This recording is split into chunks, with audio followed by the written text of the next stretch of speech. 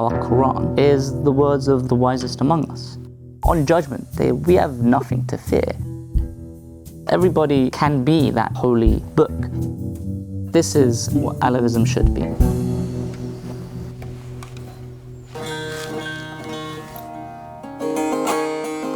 Meluli Baba was born and grew up in Marash. He was a part of a group of people that also called themselves Hakikattir, truth seekers in a sense. If there isn't a text, one can never really find a definition of an Alevi. When you look at certain Alevi poems, you'll realize how most of the emphasis is put onto the first verse. And I think it's the most important verse as well in these poems.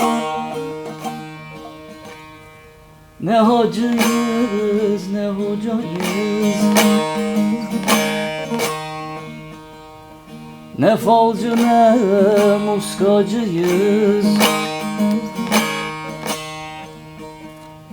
Bizler güruh-u naci'yiz, Mahşer günü pevramız yok, Mahşer günü pevramız yok. The comparison here is made with Islam.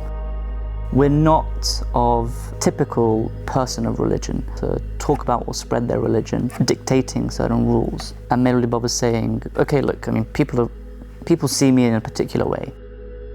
Because of what he'd done in his life, people respected him as a wise person. But he's saying, I'm not that. I'm not a man of religion in that sense, as is sort of typical of maybe human history. I'm not a man of religion, but I'm also not this person that's going to grant you your wishes.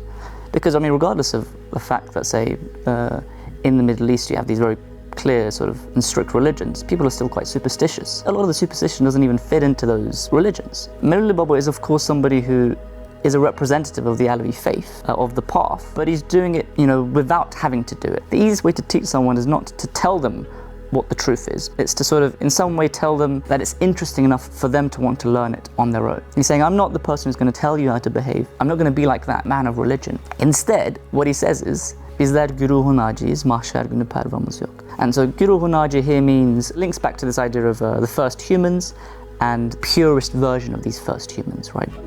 One could understand it in terms of the Christian idea of sort of sinning, right? They've not sinned. On Judgment Day, we have nothing to fear. There's nothing to anticipate there, because we don't live in this cycle of having to do good to be able to satisfy some rules, to achieve something. With Alevis, we don't believe in an afterlife, but we believe in being judged by our peers in a gem ceremony, right?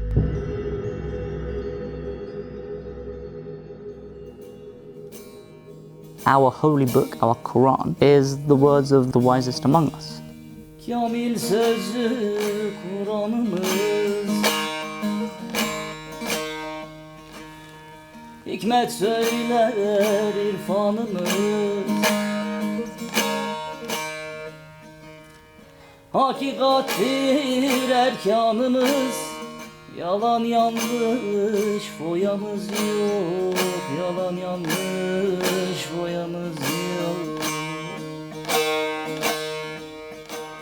And to become wise is a part of Alevi faith. So everybody is in some way gaining wisdom or looking to gain wisdom and can be that holy book. We talk about the Balama as the stringed Quran. And that's because wise words, they are being passed on from generation to generation in this poetry, in this music. And to sing it is to instantly be a part of it. This music is our holy book.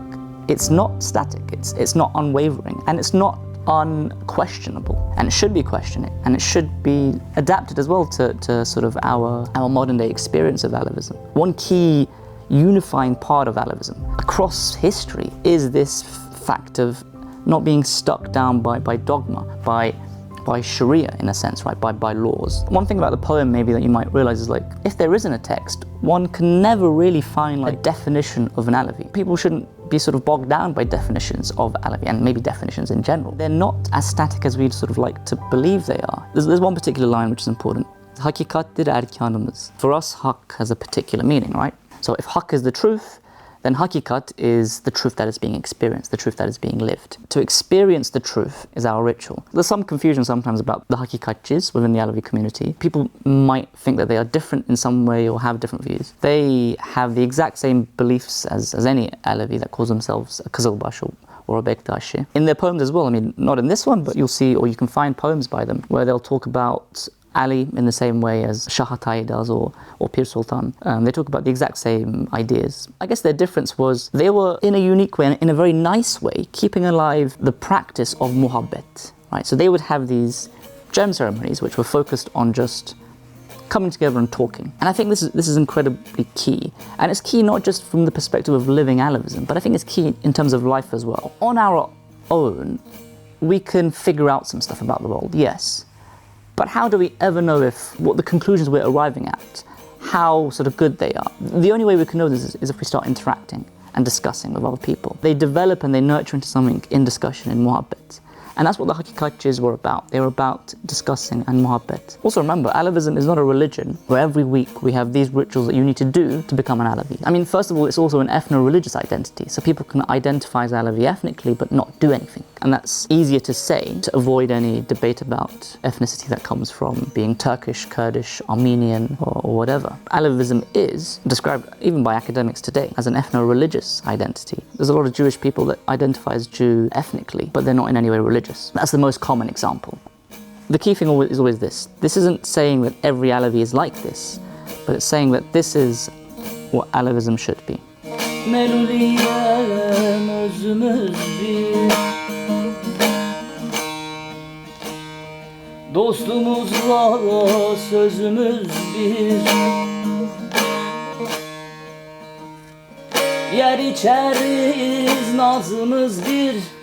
Sen ben diye kavgamız yok.